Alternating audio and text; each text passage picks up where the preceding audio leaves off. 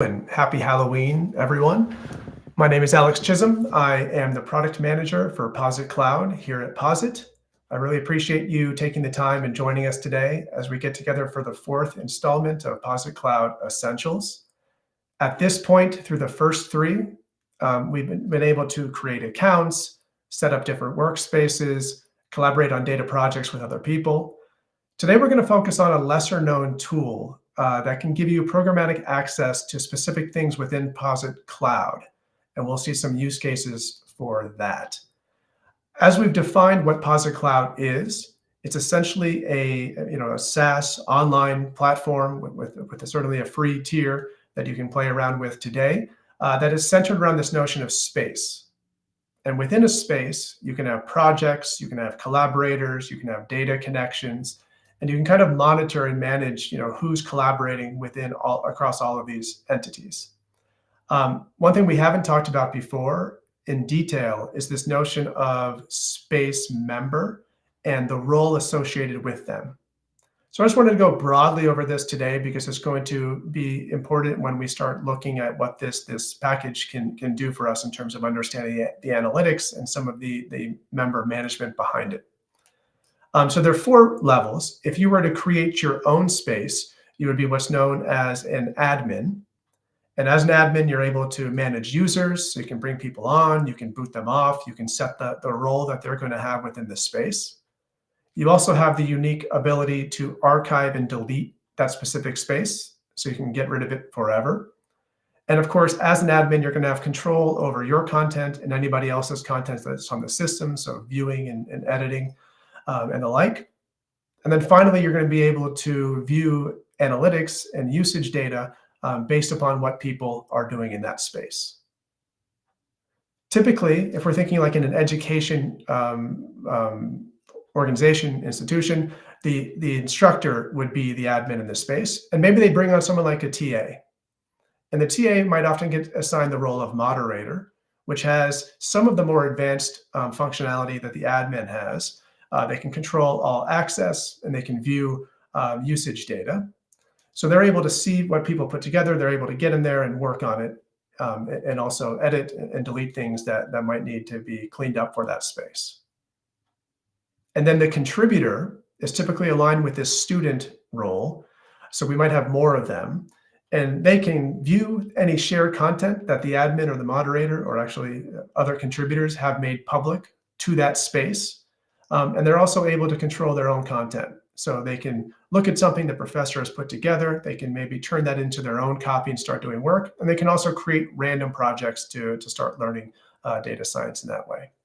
And then finally, a viewer. And a viewer has the least amount of roles by default. And really all they can do is view shared content that someone else has released to that space. And if you think across like all of these four user groups, there are different levels of interaction between everything that's going on within that space. So you've got content visibility. We're going to be able to either see your own stuff, certainly, or other things that have been shared. We need to have some element of membership management because we have all these different people with different privileges and permissions. And then underlying all of this, because we are an online platform, we have the ability to tie back what everybody is doing from a usage point of view to see what content they're engaging with and how many compute hours have been used within a given space. So what I want to do today is take a quick look to a package that is up on GitHub that we're going to go through. It's called rscloud, and it's going to give you the ability to interact with your Posit Cloud account, especially at that space level that we just saw. So we'll drop this link into the chat for you to play around. And from within this package, we're going to look at two kind of streams of work that we could do. We could do space management, and we're going to look at being able to go out and like find the spaces that you own, be able to see who's in there, be able to invite people, remove people. And that's one of the main benefits here, actually. Like everything we're going to see today, you can access via the UI. But sometimes you might have a space, whether you are a university and you've got a big course of 300 people that are in there, or you're at an organization, you have a bunch of people that are collaborating on a data science project, and you want to bring in a lot of people at one time or remove a lot of people, you're going to be able to do that programmatically through some of these functions. And then finally, we're going to take a look at the analytics that comes from it. So this is primarily what you see on your usage tab. But if you've got a lot of content and a lot of people and a lot of spaces, this makes it easy to get that into kind of a data ready format for you to do subsequent analysis. If you have any questions along the way, please drop them into the chat. If I don't catch them as I'm going along and giving this presentation, we'll be able to get to them at the end. So let's get started. I'm going to go in and switch my tab to Posit Cloud. Great. Now from here, I'm going to use a free account today. And again, if you don't have an account already, go to posit.cloud, create an account, and you'll be able to see all the functionality that I'm demoing today. So I'm going to log in just with Google. This is just a free, a dummy account that we set up. And you can see when I arrive in here that I am Professor Adams. I've got a personal workspace, which we've described in the past. Right now, I don't have any content in there. And you can also see that I have a Stat 250 space.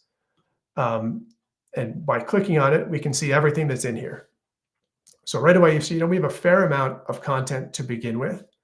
You can see because I'm on this free account that it says this space is full. So I'm not able to have more than 10 projects within this given space, but that's okay for today. For our demo, it'll make sense. But you might have a lot more, right? You might be teaching a course for an entire semester. You might have a lot more students that are also adding their content to this space. So even though today we're not focusing specifically on the features within a space to help this content management, I'll show just a few things to help out. One is along the lines of filtering. So you can see we have these 10 pieces of content. I can go and see what type of content piece this is. Right now, they're all projects. If I go to access, I can be like, well, what of these are available to space members? And we can see that all of these 6, which I designated as an assignment for each project, are now viewable. And I can do basic things like sorting based on the create date and the name as well. The last thing that I'll show is just how to create a list. So if you have a lot of content and you want to organize it maybe a little bit better, you can go to new list and you can type in the name that you want for this list. And you can make it available just for admins and moderators or for everybody in your space. And you can see here, I've grouped those 6 core assignments into Unit 1, where we're talking about data visualization and exploratory analysis. In Unit 2, I've got significant testing. And then in Unit 3, I've got regression analysis and some machine learning basics. So we have content, we have our space, we even have members already. So right now, I've got myself, Professor Adams, and I've got 3 students, Pugsley, Gomez, and Morticia here. And you can see that their level is at that role of contributor that I mentioned earlier on. That is the typical one we associate with students if we were thinking through an education example. You can refine even further the permissions for contributors or viewers, depending on what you want to do. And then we also have a usage tab where you can see at a high level how many compute hours have been associated with this space, the number of active members, and the amount of active content that is within this period, and you can segment this out by usage period. And what I want to do through this rscloud package is set up a way, again, programmatically, to get some of these data points more quickly, and then to help with those bulk operations about bringing people in or maybe booting them out of a space without having to go one by one, delete, delete, delete. So for this, because I am using this free account and I can't add another project here, I'm going to go ahead and click on my personal workspace, and we'll create a new project. And we'll call this, of course, management. And we're going to have to do a few things here. The first thing that we're going to want to do is bring in some packages that we're looking for, including rscloud, which you will not find on CRAN, but we're going to be able to get from GitHub directly. Okay, so we have our blank session. I'm going to create a new file. We're going to call this just rscloud maybe. And I'm just going to type in the libraries that I know that I'm going to use for this. So I know I'm going to want the tidyverse at some point. I know I'm going to want remotes. I'm also going to want use this. And we don't have any of these because it's the first time that we've opened this project. We haven't created a template with these packages.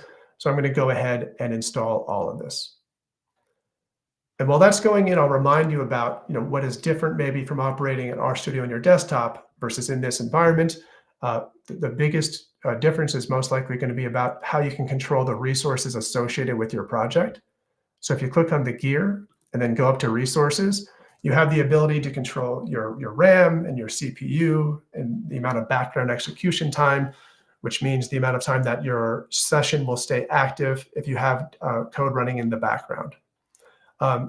This is a freemium tool. I've mentioned several times you can create a free account today. If you go to a professional plan or if you're on an education plan, you're going to have a bigger number, a larger level of entitlements for you to increase things like RAM and compute. All right, so while this is going in, I'm going to go and copy in some code, which is going to bring in the package we need from rscloud. In fact, why don't I hop over now to GitHub while that's finishing up. So you can see that the package is here. A lot of these instructions for getting going are going to be described within the documentation. The main thing we're going to have to do that's different from how we typically operate in Posit Cloud is we're going to have to first generate some credentials for us, and then we're going to store them as an environmental variable. And then we're going to use this to interact specifically with our account through the package. So if I'm back over here now, we're going to see that we can go ahead and get rscloud installed. Now I've got it. Let me make sure, because it's saying I don't have use this. Let's check for sure if we don't have it. Nope, that is there. All right, so we should have everything that we need right now to get started. So the first thing that we're going to have to do, I mentioned we need to go out and get credentials to be able to make this secure connection to our account's information to be able to run some of these functions. For this, there's a function called edit R environment. And when I run this, it's going to open up a new tab, and it's blank. And what we have to do is we have to create credentials and then bring them in here to store it. So I'm going to go to my name, and I'm going to right-click on credentials and open this in a new tab. Oh, I can see already that I neglected to switch tabs on that. You were still looking at GitHub. Sorry about that. All we did here was bring in the libraries that we're going to use. We brought in rscloud, and then we ran this command edit our environment, which gave us this blank file, from which now we're going to go to a different screen and grab our credentials. So I went to my name, I went to credentials, I right-clicked, and I opened, and it brought me here. So you can see right now in this setting area, we have client credentials, and right now we don't have any to use.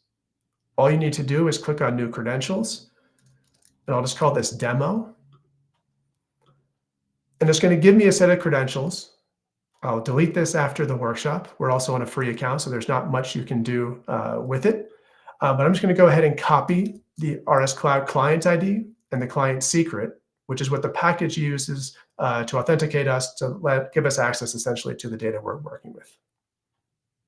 So now that we're here, I'm going to hop back, share this tab, and now we're back with this blank file. I'm going to go ahead and save that. And now we should have the information we need to start pulling data from our account. So I'm going to close this. The other thing I need to do once I've added those environmental variables is restart my R session. This will be pretty quick. And now, just to make sure, we're going to go out. We don't need remotes anymore, but use this in the tidyverse of what we are looking for. And then I also want to bring in, now that we have it, library rscloud. Perfect. So I'll move this to the top because we don't need it anymore. All right, so we've gone out. We have all the libraries we need. We've got our credentials in there. And now we can start using functions from the rscloud library to start understanding what our environment looks like. So maybe the first one I'll do, what is called my spaces.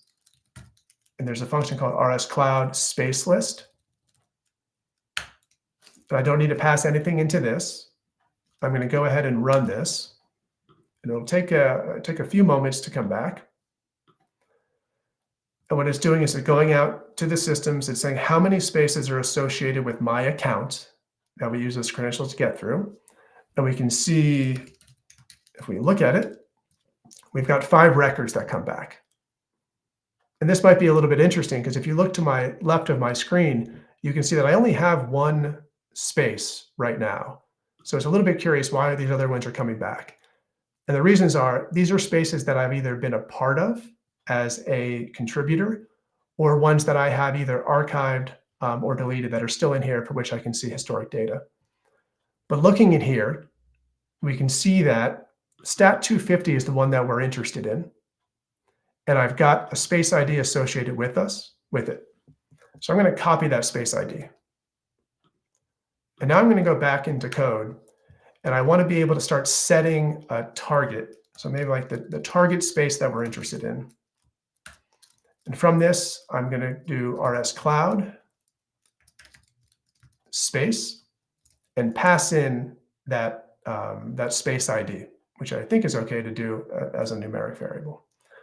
Let's go ahead and find out. Perfect. So we can see that the command worked.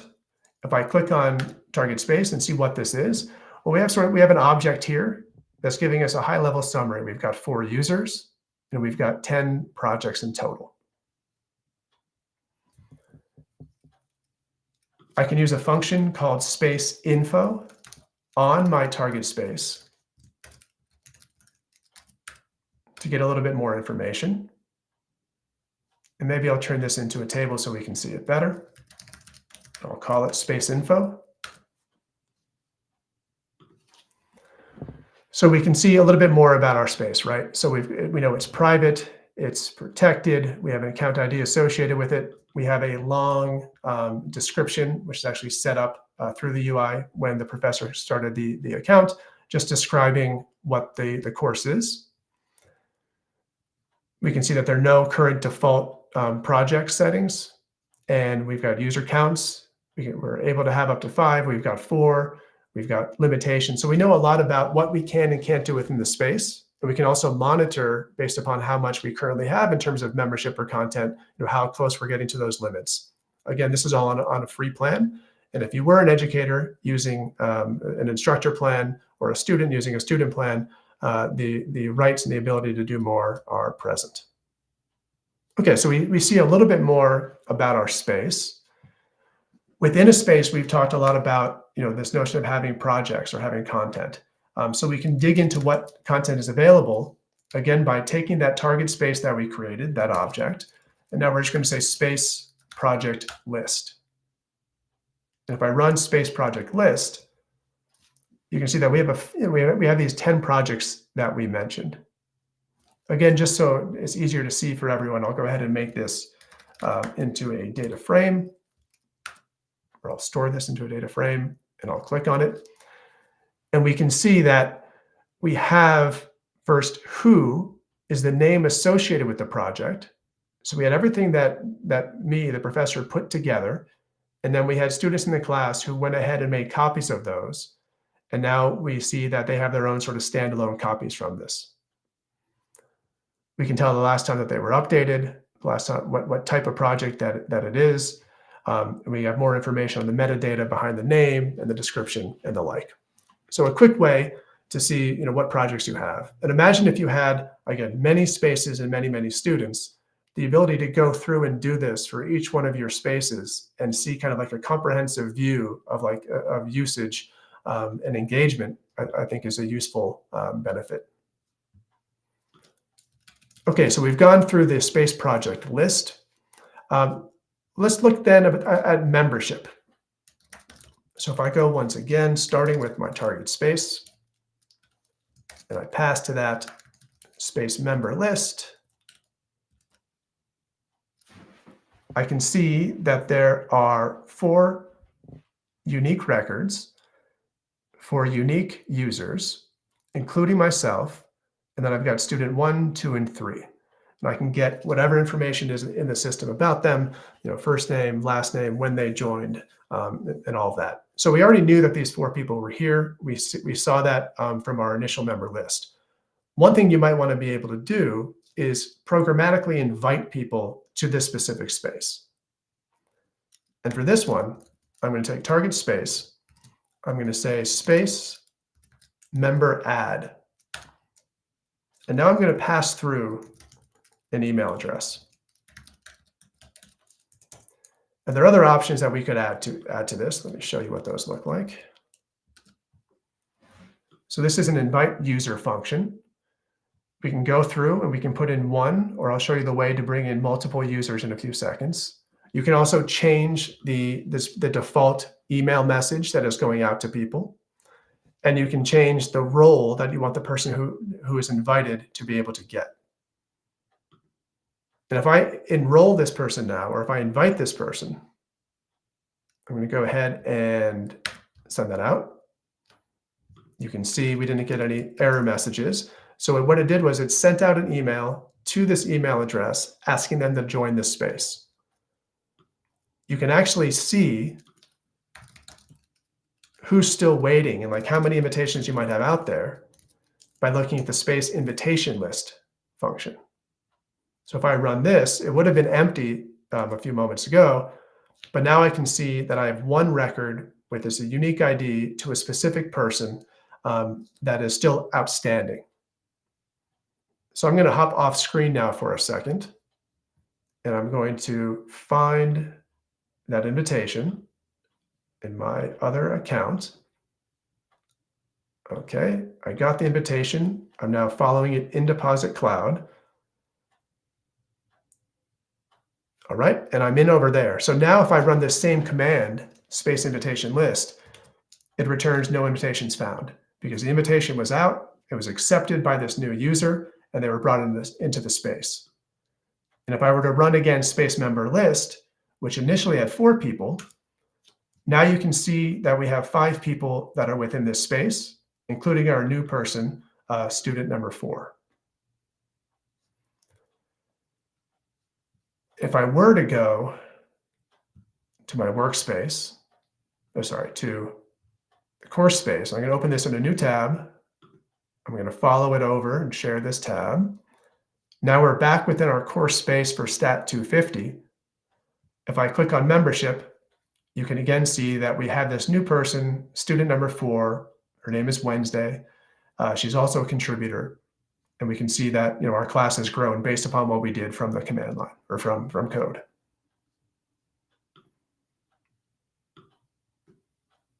Okay, so we're back now in our course management project.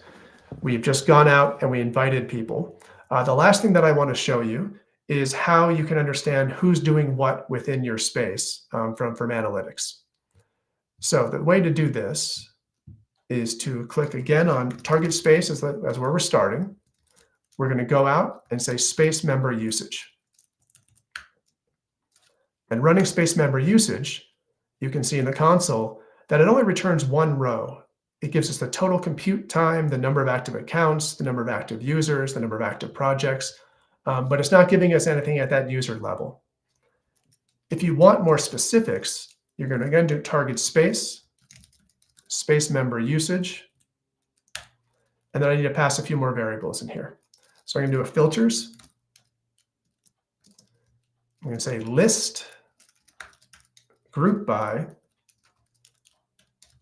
I'm going to group it by user ID. And then I also need to tell it how long we want this usage data to come from. So if you remember, or maybe you don't remember, I'll show it to you in a second again. I'm going to say right now, I want it from 7 days. So it's going to go back to my space. It's going to say group everybody by their user ID and return analytics data specifically for the last 7 days. And we can see that I've messed up something here.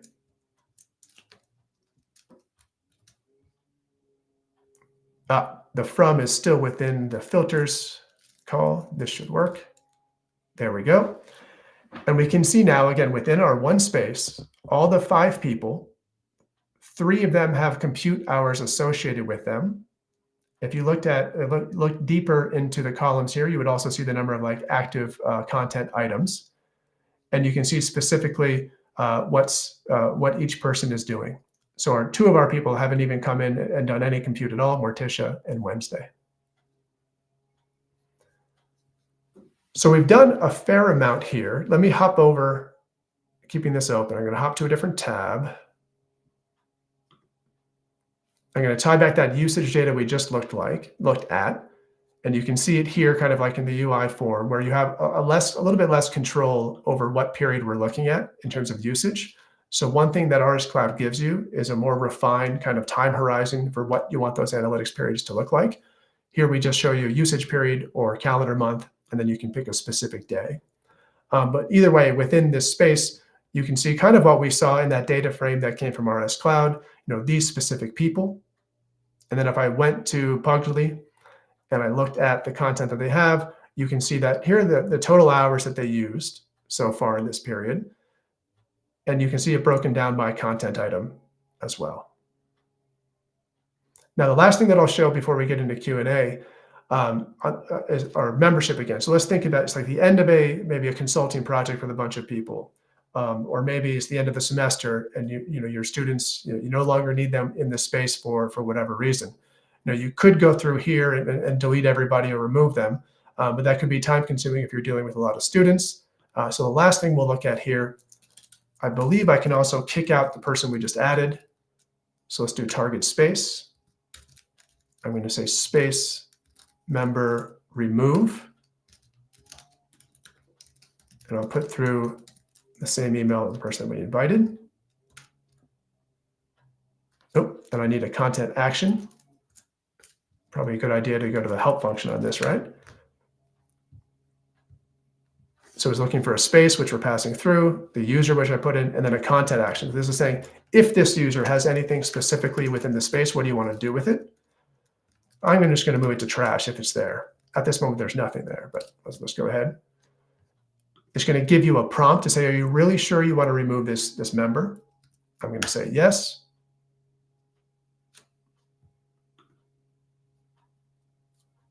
So we did all this. I think there was a lag on the screen again. My apologies for that. All we've done here is we've added a new function, space member remove, passed through the email address, and we had to put through a content action saying, well, what do you want to do when you remove this specific user from the space? What do you want to happen with all of the content for this person? And we're going to send it to the trash. The command line prompt us to say, are you sure you want to remove member 12244, etc.? I said yes. We removed that person. And now if I go back over to the user tab and refresh this page, you can see that Wednesday is no longer a student or a member of the Stat 250 space held by Professor Adams. So I think we're almost ready for Q&A. I do want to show one more thing that I skipped over a few moments ago. So the last thing that I'll share back within the course management one is, well, what if you wanted to invite many people to your space? And what the function requires is that you have a data frame to be able to do this.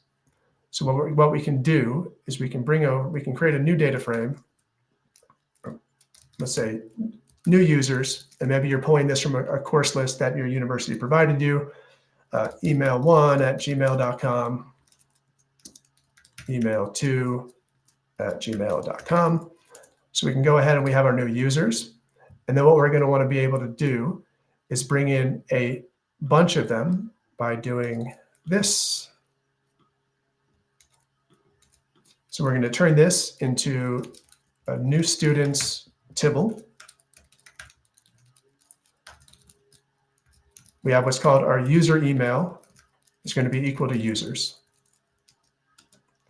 So if I pull up right now new students, you could imagine a spreadsheet or a CSV file that you brought in. Once you have that list, all you have to do is pass it through, and it'll go through, take those two email addresses, send out those emails again. Both people will receive an invitation. You can track their invitation through that view space invitation function that we looked at earlier. And then you're going to be able to tell who has been invited and who is still waiting to join. So I think with that, I'm going to hop back in and see if I can see any questions coming in. And today, once again, we have Hannah here who's going to help coordinate the Q&A session. Hey everyone. Thanks, Alex. So just a reminder that we've set aside time for Q&A. So if you have any, there's still time to either drop them in the YouTube chat, or we have the Slido link that was shared, and I'll share it on the screen now. We don't have any questions yet, so I'll just use the space as a reminder that we host these every month on the last Tuesday of the month, and you can add the events to your calendar with the link that I'll share in the chat in just a second. So we'll wait a couple minutes if any questions come in. If not, Alex, you've covered every question there could be. Well, I guess so. And we will share with you the link to the GitHub repo. You can also dig into the functions there. But pretty much everything that we shared was coming straight from what you're able to do within these functions.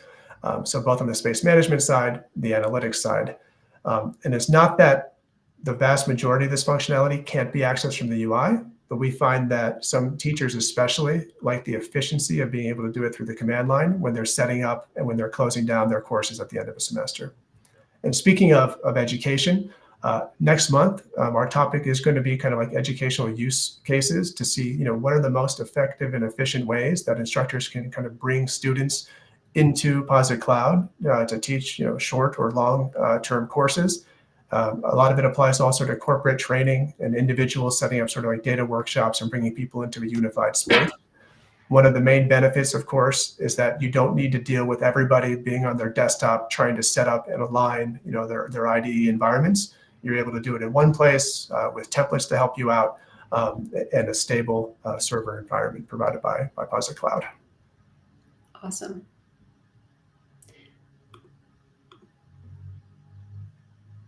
So no questions yet. So I'll give it a couple more seconds, but if there aren't any questions for today, we can wrap up early and give a little bit of time back. But also another reminder is that all of the past Posit Cloud Essential events are in a YouTube playlist all together, so you can watch them at any time. This is the 4th installment, so be sure to check back on the last month's episodes. Cool. So I guess we did have a question come in, so I can ask that now. Someone asked, can a removed user's content also be archived with the command that was demonstrated? Yes, you've got 4 different options that it was pulling from. Let's see. You can archive or trash, and then they can take it with them. So archive, trash. I think 2 options come from that natively. If you go to the package and you look at the help for the function that is space member remove, you'll be able to see all the full options there. Awesome. We had another question. Alex asked, how does web integration work? For instance, if each student must make a blog with independent examples, can I integrate with BlogDown? That's an interesting question. When you say integrate with BlogDown, are you trying to get people to publish specific things within Posit Cloud? And if we can't have an easy back and forth here, I'm happy to jump on a call or an email conversation with you as well.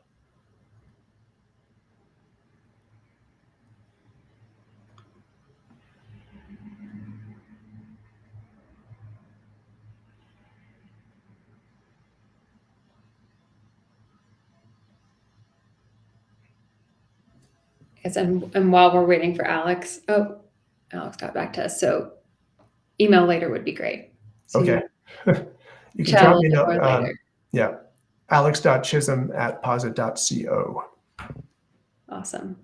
And then follow-up question from Robert. He asked, what is the difference between archive and take it with them?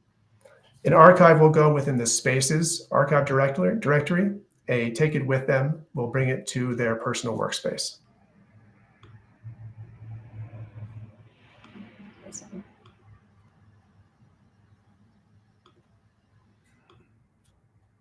Okay. So we've run through the questions for today. So thank you all so much for joining. Thank you, Alex, for walking us through it. And we'll see you next month for another episode of Posit Cloud Essentials. Thank you all for joining and your questions. Yeah, thanks, Anna. Thanks, everybody.